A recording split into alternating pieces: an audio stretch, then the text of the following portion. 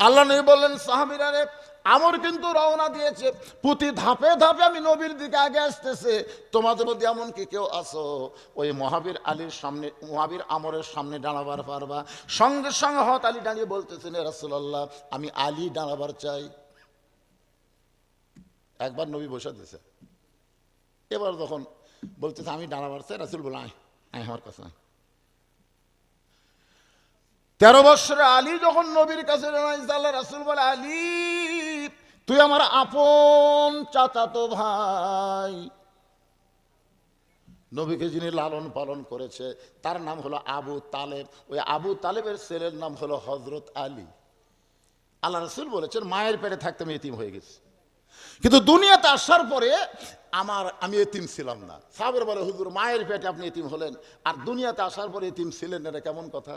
রাসূল বললেন, ভাগ্য গুণে আমি একটা চাচা পাইছিলাম রে, ওই চাচা আমাকে এমনভাবে লালন পালন করলো, আমার যে বাবা নাই এইটা আমি কখনোই বুঝতে পারি নাই। সেই চাচার নাম হলো আবু তালেব। আবু তালেব যখন দুনিয়া থেকে বিদায় নেয়, আল্লাহ নবীকে ডাক দেয়, বলে, বাজান আমি যেমন তোমাকে ছেলের মতন, বাবার মতন তোমাকে ভালোবেসেছি, আমার 2টা ছেলেকে তোমার হাতে তুলে দিয়ে গেলাম, একটা নাম হলো জাফর আর একটার নাম হলো আলী। এই 2টা সন্তানকে আমি যেমন তোমাকে আদর সোহাগ করছি, তুমি তেমন আদর সোহাগ করে তাকে লালন পালন করো।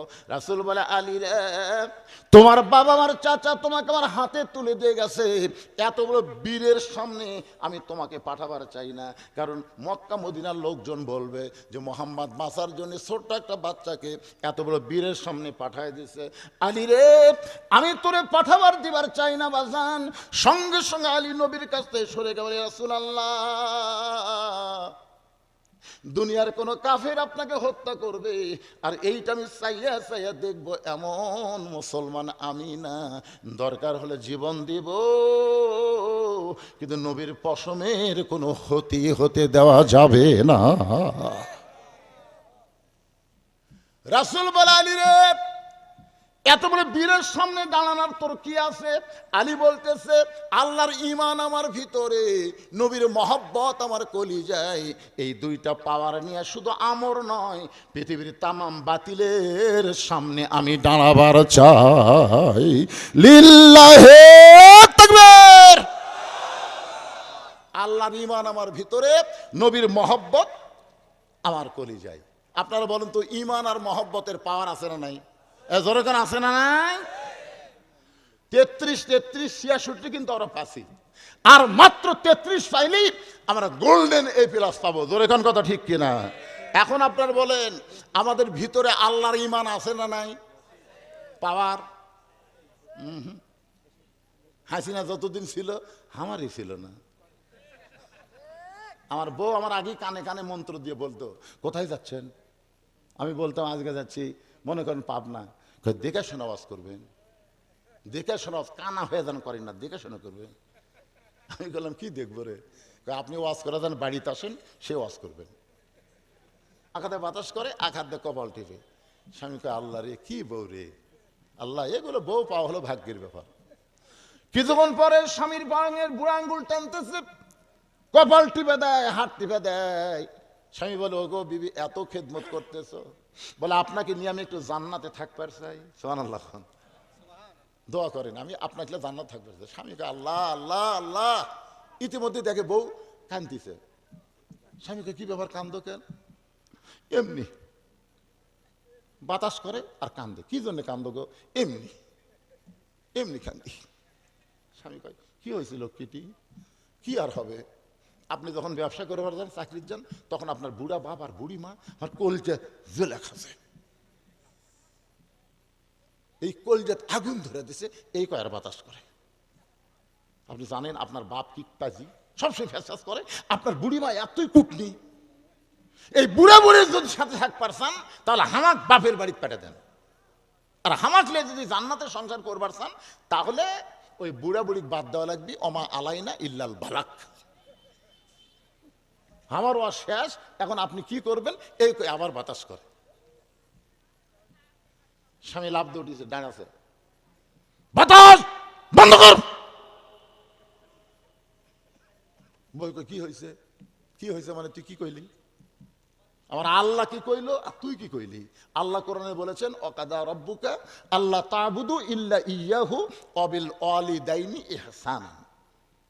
আল্লাহর ইবাদতের পরেই হলো বাপ মার প্রতি ইহসান করা, দয়া করা, ভক্তি করা। আর তুই সেই বাপ মা বাদ দিবার কলি?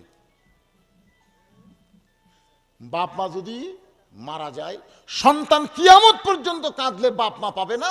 আর তুই বউ যদি সকালে মরিস, বিকালে বিয়ে করবো, তোকে ছাড়া দিলেও বইয়ের অভাব নাই।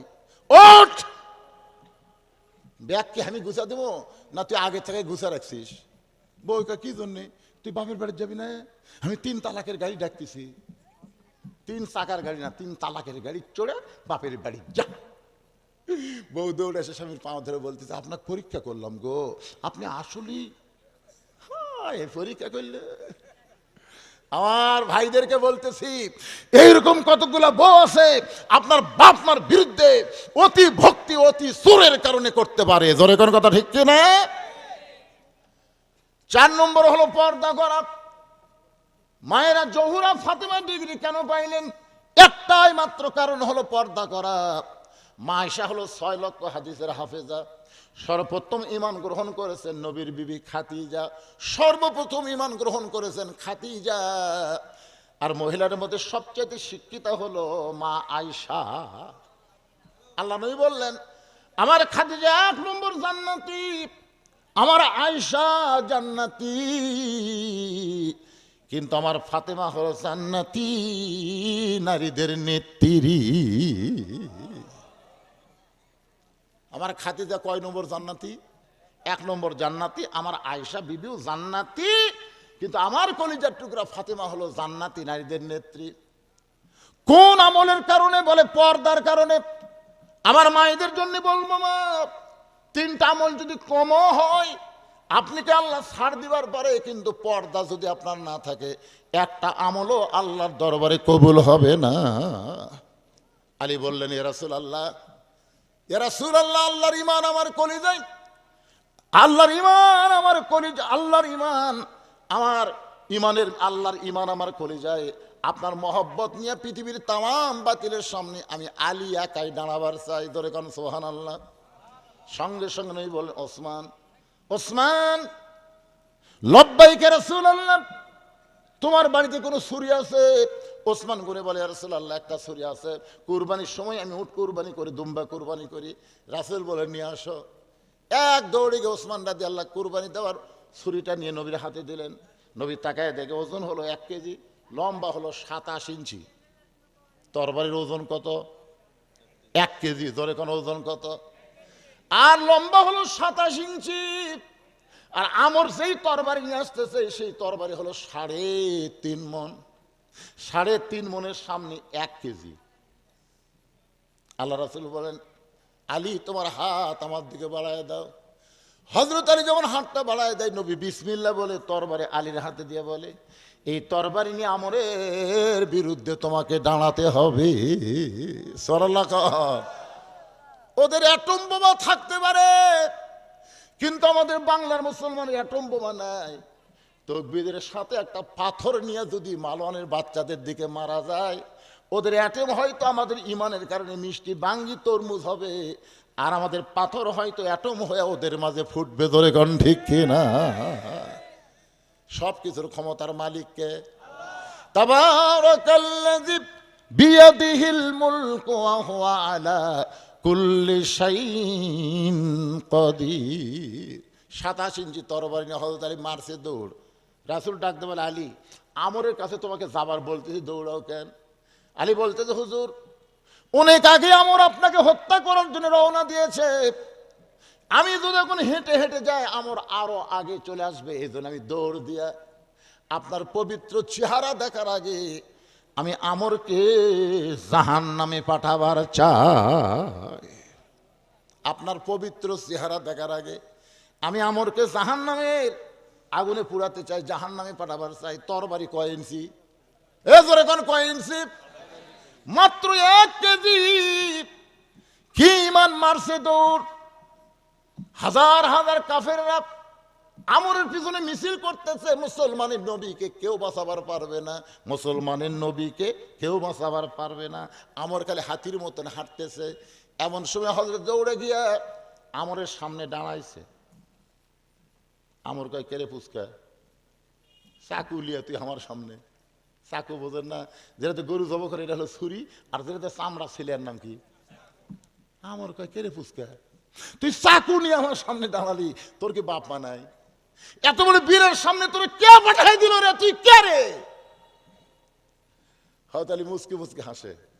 কোরআন থেকে একটা আয়াত পড়ে চাকুর আগায় একটা ফু দিয়া মাটির উপরে একটা দাগ দিয়ে বলেন, রে কাফেরের পাটা, তুই কত বড় বাপের বেটা, আল্লাহর নবী তো হত্যা করা দূরের কথা, এই দাগটা ডেঙ্গাইয়া খালি এক সামনে যা সরলগন।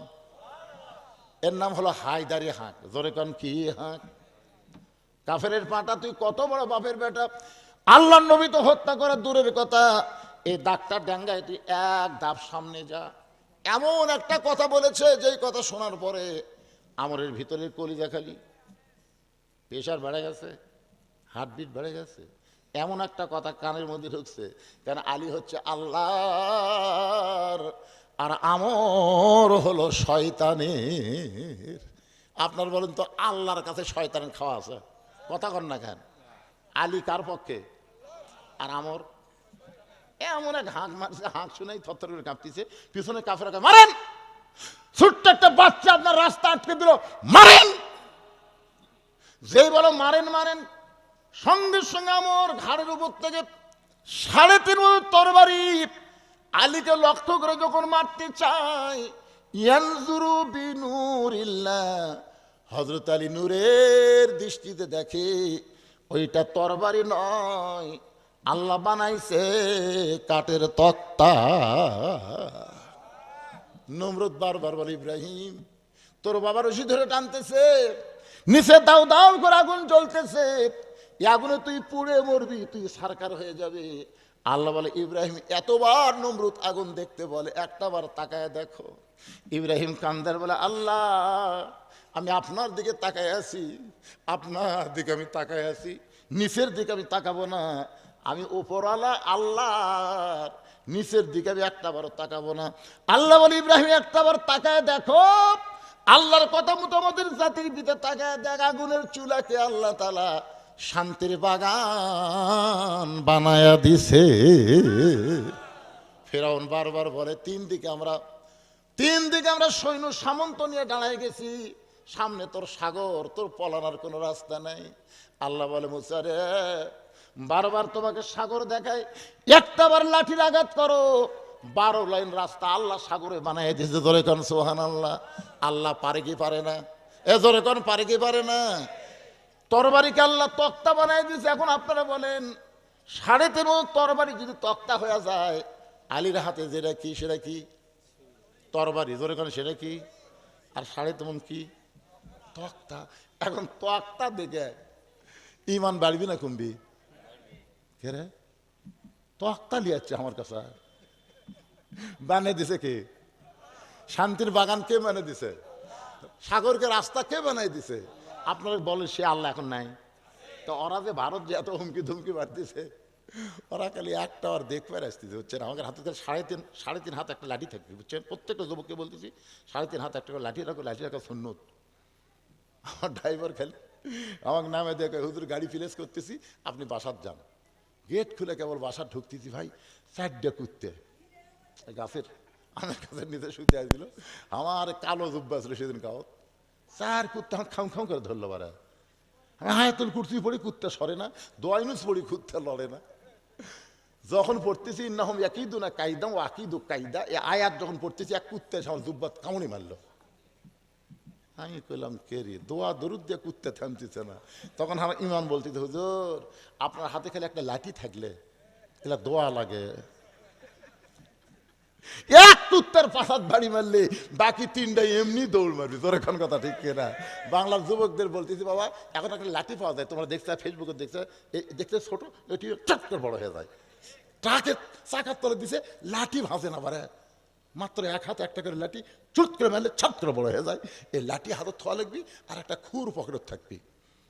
ওই মালওয়ানের বাচ্চারা আসবি, লাঠি দিয়ে ঠেসে ধরে খুর দিয়ে কাটাই দেবো, কিন্তু গোড়া কাটবো না কিন্তু আমরা। খবরদার বিসমিল্লাহকে আগা কাটা খালি পোলটা দেবেন, খাতনায় মুসলমান হবি, জোরে ঘর কথা ঠিক। এই খবর ভারতত গেলে ওরা ঢুকবি করে, হায় হায় বদর রশিদ কি পড়ে দিচ্ছে রে মালওয়ানের বাচ্চারা। কি ভাবতেছেন ভাইজান আল্লাহ পারবে না? এ কতক্ষণ আল্লাহ আছে না নাই? তক্তা দেখার পর হযরত আলী এক লাফে তক্তার উপরে উঠে, আমরের ঘাড় হলো 22 ইঞ্চি, ছুরি হলো 22 ইঞ্চি, খাপে খাপ মন্তাজের বাপ। বিসমিল্লাহ সেই মাত্র আমরের ঘাড়ে লাগাইছে, সঙ্গে সঙ্গে দেহ থেকে মাথা টুকরা হয়ে গেছে। মাথা কাটা যখন পড়ে যায়, নবী দৌড়ে এসে বলে আলী। আলী কান্দের বলে ইয়া রাসূলুল্লাহ, আল্লাহর শপথ করে বলতেছে আমি মারিনি হুজুর, আমি মারিনি হুজুর, খালি ঠেকাছি। রাসূল বলেন চুপ চুপ, এই কথা আমাকে বলছে, আর যেন কেউ কয় না। আলী বলতেছে হুজুর কেমনে হলো? আমি খালি ঘাড় ঠেকালাম আর 2 টুকরা হয়ে গেল। রাসূল কয় আলী এটা কইও না, যা দেখছে দেখছে, কাম তো হচ্ছে। আলী খালি কয় হুজুর বুঝবার পারতেছি। চুপ থাক, একদিন আমি তোকে আবার বলে দেবো। সুবহানাল্লাহ বলেন। কামুজ দুর্গের দরজা হেসকা টান মারছে, দরজা খুলে হাতের মধ্যে আইছে। 100 জন লোক লাগে দরজা লাগাইতে খুলতে, সেই দরজা আলীর হাতে। কাফের বেঈমান থেকে ভয়ে পালায় গেছে। এটা মানুষ না রে, এত বড় দরজা, ওজনের দরজা, কয়েক সমন হাতের মধ্যে নিয়ে যুদ্ধ করতেছে। সুবহানাল্লাহ খান। সব কাফের যখন ভয়ে পালায় যায়, হয়তো আলী দরজা ফাইলা দিলেন, 80 গজ দড়ি গিয়ে পড়ছে। সাহাবেরা নবীর কাছে এসে বলে ইয়া রাসূলুল্লাহ, আজকের যুদ্ধে আলী যদি না থাকতো তাহলে আমরা পরাজিত হইতাম, আলীর কারণে আজকে আমরা জিতে গেলাম। আপনারা সুবহানাল্লাহ পড়েন তো, রাসূল সুবহানাল্লাহ পড়ে না। ইজা জা আনাসরুল্লাহি ওয়াল ফাত ওয়া রাআইতান নাসা ইয়াদখুলুনা ফি দীনিল্লাহি আফওয়াজা ফাসাব্বিহ বিহামদি রাব্বিকা ওয়াস্তাগফির ইন্নাহু কানা তাওয়াবা। সেদিন 32 নম্বর ভাঙতে একটা হুজুর দেখে মাথা টুপি দিয়া, এক হুজুর বলতেছে আমাকে সাথে ফেরেশতা ছিল। তখন কেমনি? হায় হায়, আমরা রড লড়াবার পারি না, ওই মটরটা ভাঙে। আপনারা বলেন তো, কোন মানুষের কারণে বিজয় হয়? সূরা নসরের মধ্যে আল্লাহ বলেছেন আল্লাহর সাহায্যে বিজয়। জোরে করে সুবহানাল্লাহ। ভাইজান আমাদের এই ছেলেদের হাতে কিছুই নাই, কিছুই নাই রে, কিছুই নাই, খালি হাতে খালি মুখ দৌড়ায়। কে পাগলা পুলিশের হাতে কি গুলি রে, পুলিশের আইনজীবী কয় স্যার, স্বরাষ্ট্রমন্ত্রী বলছে স্যার হায় কি কথা স্যার, গুলি করি পড়িয়া যায়, ফাঁক নাই। আর একজন আপনার কি মনে করতেছেন গুলি করলে ও মারে বাবারে, চিল্লাচিল্লিতে 10 জন দৌড় মারবি, কথা কথা কর না, দৌড় মারবি না। আর নিজে বলতে স্যার দেখেন এই দেখেন এই দেখেন ভিডিও দেখেন, গুলি করলাম পড়লো একজন, আর একজন খাড়া হলো, ফাঁক নাই। কি ওই দিন শোনেন ঢাকার কথা 6 আগস্ট, জোরে কোন ঠিক কিনা? কিন্তু একদিন আগে 5 আগস্ট ডাকলো ঢাকা মার্চ, ঢাকা। আমি 12টা পর্যন্ত বুঝলেন খালি ফেসবুক থেকে এই শালা সিংড়ার পর নেটওয়ার্ক কাটে লাই, আবার দেয় দেয় আবার লাই, খুব সমস্যা করছে, ঠিক কিনা বলেন? তো আমি তখন ওই ভিপিএন দিয়ে আমি দেখা শুরু করলাম। ফেস্টা দেখা যায়, কিন্তু ঢাকার কোনো মানুষ নেই। কার্পু খালি আর্মি পুলিশ খালি অস্ত্র লিয়ে, সেই অস্ত্র লেগে ঘুরতেছে। আমি কইলাম আজকে যদি কিছু না হয়, আগামীকাল থেকে আমার ওয়াজ তো বাদ, কব্বর একটা খড়াই লাগবি, ওর মধ্যে লোকের লাগবি। ধরে কোন কথা ঠিক কিনা? চলে গেলাম মসজিদে। ভাই মসজিদের মধ্যে কোরআন শরীফ পড়তেছি, কান্দিছি, কোরআন শরীফ পড়তেছি, কান্দিছি। এক সময় আমি নিজে আজান দিলাম, জোহরের সময় আমি আজান দিলাম। আজান দিয়ে নামাজ পড়ে 2টার সময় আসে, ফেসবুক কেবল খুলিছি, যেদিকে তাকায় বিশ্বাস করেন, যেদিকে তাকায় তয়রান আবাবিল তারমিহিম বিহিজারাতিন মিন সিজিল ফাজআলাহুম কাআসফিম মাকুল। ধরে বলেন আল্লাহু আকবার। হায় হায় কি হারে আসতেছে, গুলি করতেছে, তা গুলির মধ্যে খালি বুক পাতে আসতেছে। জোরে কর কথা ঠিক কি না? সেনাপতির প্রধান হাসিনা করলো 45 মিনিট, 45 মিনিট করছে, আর 1 ঘন্টা আরে আসতেছে, 1 ঘন্টা খালি হা করে আসতেছে, হা করে বলেন কামড়ে খাবি, অস্ত্র লাগবি না। এই বিজয় কোন মানুষের বিজয় না, ফ্যাসিস্টের বিরুদ্ধে আল্লাহর পক্ষ থেকে সাহায্যের বিজয়। জোরে বলেন কথা ঠিক। আল্লাহ রাসূল সুবহানাল্লাহ না বলার কারণে সাহাবীরা বলে, রাসূলুল্লাহ আপনি কেন সুবহানাল্লাহ বলেন না? ইতিমধ্যে হযরত আলী নামাইছে। রাসূল বলে, আলী রে, আজকের যুদ্ধ নাকি তোমার কারণে বিজয় হলো। আলী বলতে, হুজুর আপনি শোনেননি? শুনছি তো, তুমি কি কও? কি কম হুজুর, খালি টাইনে হাতত লিছি, সব দৌড় মারছে, রাগ করে ফেলা দিছি, 80 গজ দূরে পড়ছে। রাসূল কয়, সত্যি? বিশ্বাস না হয় চলেন। আল্লাহ রাসূল সামনে আলী, পিছনে রওনা দিলেন। ওই যে দরজা, আলী যাও। হযরত আলী দৌড়ে গিয়া দরজা টানে, মাটির থেকে নিজে নড়ে কিন্তু দরজা নড়ে না। হুজুর কি হলো? নিজে নড়ি, দরজা নড়ে না। রাসূল বলে, আলী রে, তোমার কে মনে নাই? তুমি বারবার আমাকে সেদিন বলেছিলে, আমি খালি লাগাইছি, 2 টুকরা হয়ে গেল। আজকে শুনে নাও আলী, তুমি তরবারি নিয়ে আমরের ঘাড়ে যখন লাগাইছিলে তখন তুমি একলা ছিলে না, তোমার সঙ্গে আমার আল্লাহর শক্তি ছিল। আলী, জিহাদের ময়দানে কামুজ দুর্গের দরজা তুমি হেঁচকা টান মারছিলে, তোমার হাতের সঙ্গে আমার আল্লাহর কুদরতে হাতের পাওয়ার ছিল। আলী রে, দরজা যখন ফাইলা দিছ তখন তুমি একলা ফাইলা দেও নাই, আল্লাহর শক্তিতে তোমার শক্তি দরজা 80 গজ দূরে গেল। কিন্তু এখন তুমি একলা হয়ে গেছো, তোমার সঙ্গে আল্লাহ নাই, নিজেই নড়তেছো, দরজা নড়ে না। আলী, মুসলমান বাতিলের বিরুদ্ধে যখন লড়াই করবে, মুসলমান তখন একলা থাকবে না, মুসলমানের সঙ্গে আমার আল্লাহ থাকবে। লিল্লাহি তাকবীর। আল্লাহর বান্দারা, সামনে আমাদের যুদ্ধ আছে। আল্লাহ নবী গজওয়াতুল হিন্দ যুদ্ধের একটা ঘোষণা দিয়ে গেছে, হিন্দু মুসলমানের যুদ্ধ হবে।